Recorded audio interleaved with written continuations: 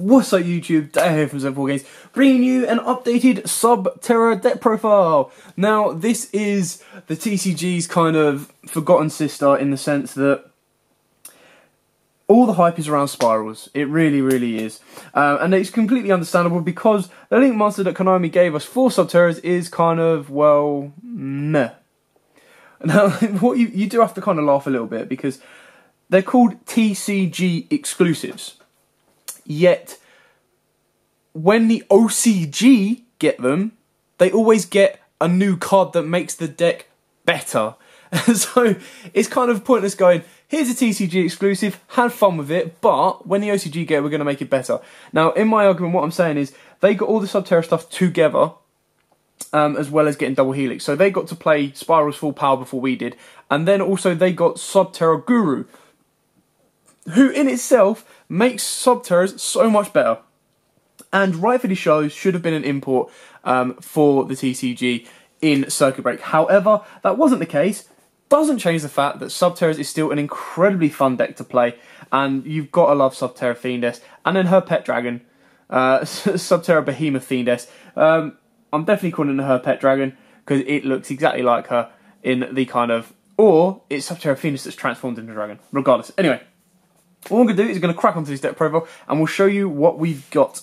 So, Subterrors are, like I said before, an old school mechanic. They like to be flip effects, but they rely on both Subterror warriors, spellcasters, and of course fairies that mix with behemoth flip monsters that are all other different type of different types such as rock. Anyway, we play 3 Subterror Fiends. You can't play any less. This card is absolutely amazing. It's a shame. I would love to have seen it in secret, like I said before. It would have looked absolutely stunning, but it's still very important in the deck. It is your hand trap of the deck, the main hand trap for the Subterrors. Next up, Triple Subterror Nemesis Warrior. There's just so many combos that play off of this guy that he's really important. Especially it can help you go into like Mrs. Radiance. It also helps you go into get your behemoths on board. The fact that it's a quick effect during your opponent's turn as well. And then not to mention its Nat Beast capabilities. Next up, we've got double Subterror Nemesis Archer. If you don't open up with either of these two, you'll be going into your Archer to play a bit more defensively. Because obviously when she's popped, she special summons a Subterror from the deck. Now onto the Behemoths, we play double Stalagmo. This is your pitch 1 Subterror, draw 2 kind of monster. All Subterrors share the exact same effect that they can flip themselves face down defense position.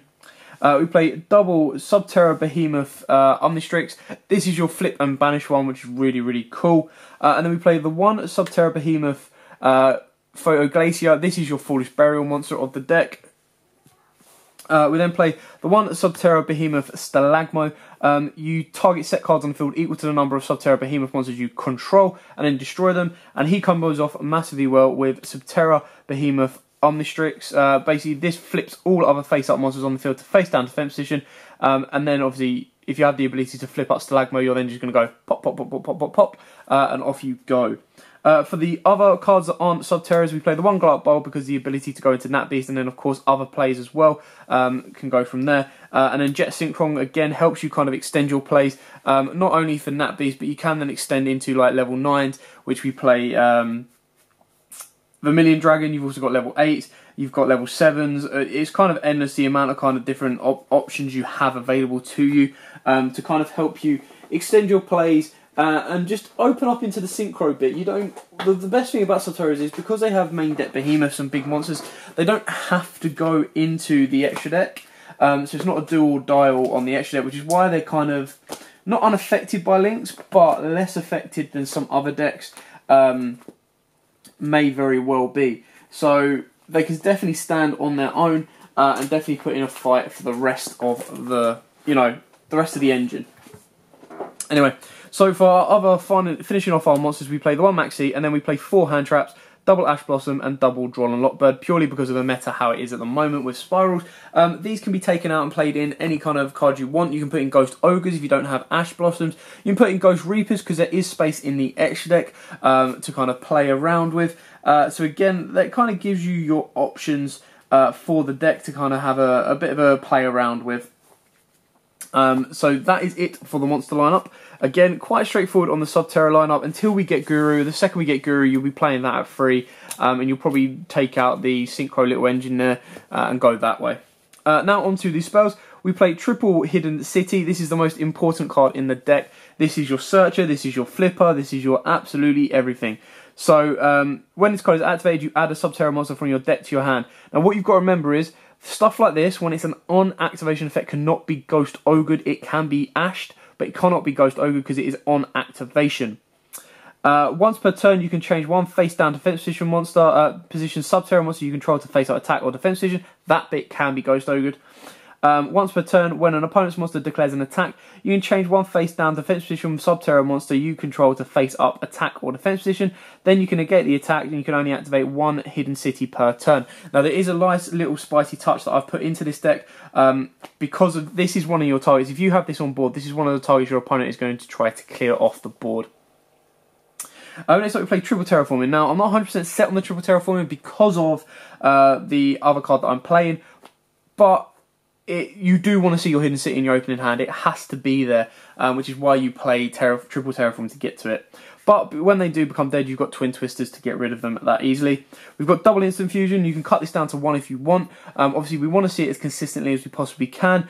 We do play 2 targets for it in the deck as well, so you can cut it down to 1, or you can bump it up to 3, depending on how consistent you want to see it. 1 Dark Hole can easily be a Regeki, just try to keep it as cheap as we possibly can. And then the 1 Foolish Burial and the 1 1-for-1, obviously get your Nat Beast play going, can get your Subterror Fiendess on board as well, and it kind of extends your plays that way.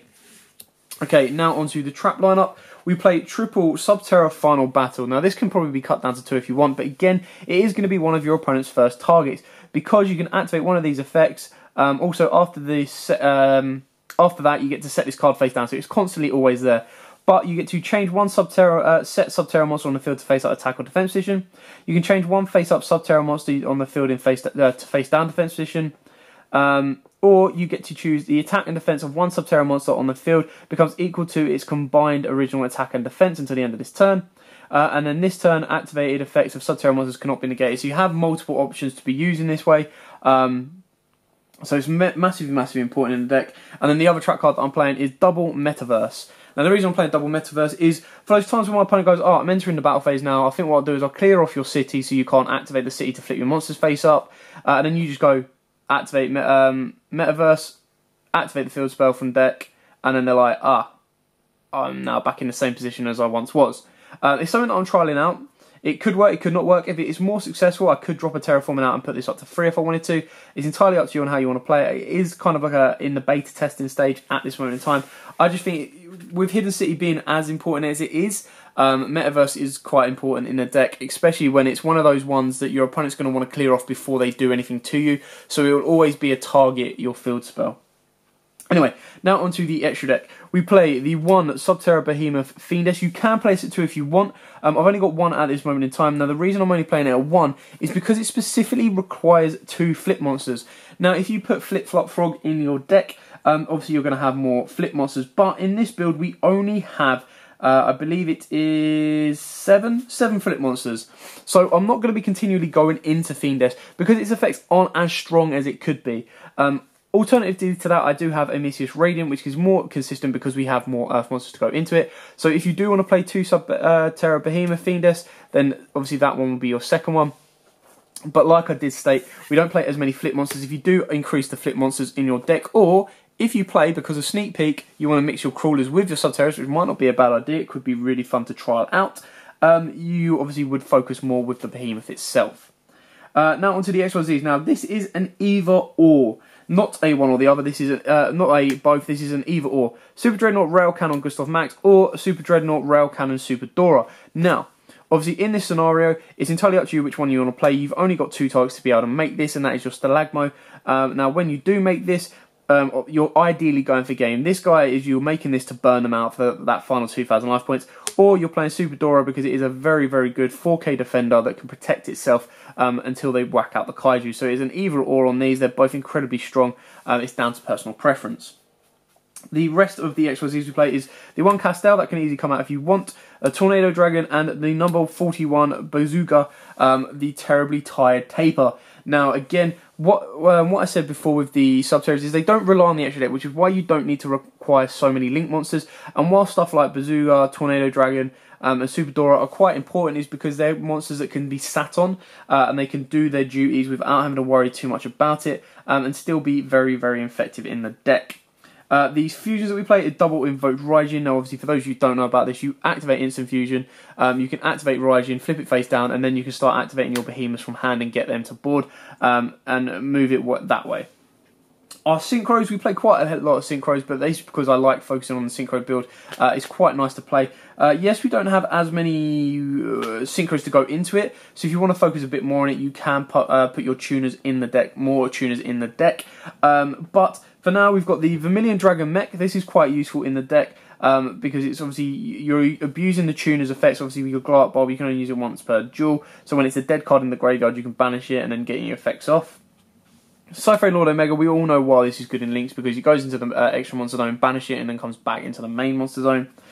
Ancient Fairy Dragon can help you get more monsters out of your hand. If you wanted to, you could play Crystal Wing in the deck, because you could get one of the synchros on board and link it up with this one, but it is not the end-all be-all with that. Black Rose Moonlight Dragon, because the bounce effect is still really, really helpful in this meta at this moment in time. Again, this is all down to personal preference. Next up for our level 6, we've got the Coral Dragon. As the tuner and the draw as well, it can help you extend your plays and go further up the ladder of synchros. And then for our 5s, we've got the High Speed Roy Chambara, because that is your OTK or your beta. This is what gets you through the day and can obviously move you a little bit further on. And then the 1 Nat Beast play that you can make as well. Now, what you've got to remember with your instant fusion, again, it's not as important in this deck as in its sense, because it doesn't rely on the extra deck as heavily. But obviously, you could instant fuse to one of the links that Mrs. Radiant's out. But Raijin is just one of them ones to kind of help unbrick your hands, which is why you play him at 2. He very rarely that he'll stay on the board, but even if he does, the ability to constantly book and moon your opponent's monsters is always going to be helpful, and can always stall out your opponent until you get into your behemoths, or you can use him as tribute fodder for one of your behemoths, so he'll always have use in the deck. So, that is it for the deck profile. There will be an update. The second Guru drops. I'm hoping it will be like a promo for like Circuit Break Special Edition, or Extreme Forces Special Edition, or as an import. Whenever we get it, I'll be happy to be putting it in this deck, because it will make this deck so much better. And the best thing about Subterror, guys, it won't get hit by the ban list. There is no reason to hit this on the ban list, unlike Spirals. There is a reason to hit Spirals on the ban list if it does as well in the TCG as it did in the OCG, but Subterrors will remain untouched, in the sense that the only thing that will get hit will be its unstable, like the non-stable cards like your Ash Blossoms, your Drylon Locks, maybe Instant Fusion if they were feeling giddy, but there's no need to hit them right now or in the upcoming future, so it's quite a safe bet and an investment in the deck.